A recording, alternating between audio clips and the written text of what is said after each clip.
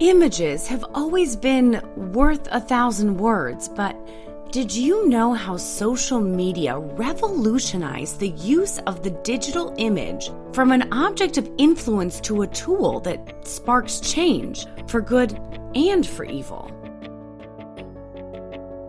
In the mid-90s to the early 2000s, film photography was turned upside down by the digital photography through 35mm quality digital image.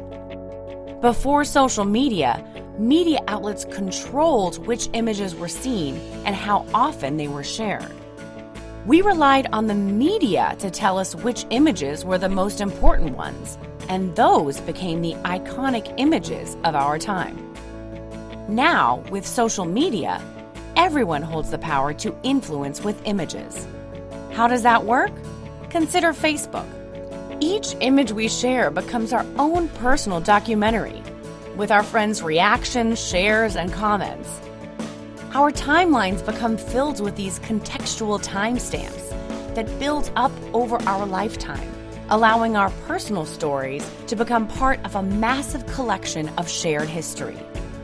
With this new sea of imagery, how do some rise to the top to become a tool for change? One thing hasn't changed.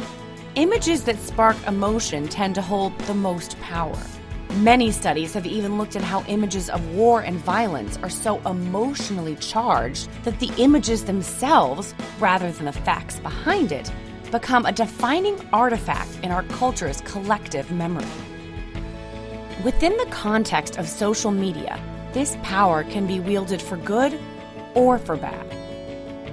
Let's look at an image of Alan Kurdi, a deceased 3-year-old boy on a Turkish beach during the 2015 refugee crisis.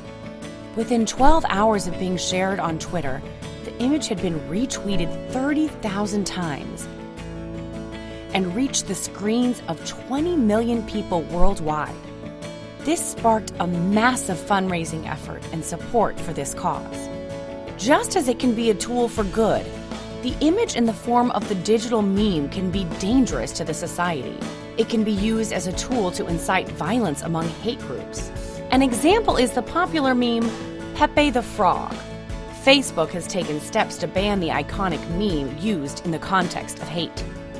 It's important that we develop real-time ways of tracking fringe group activity through hateful meme sharing.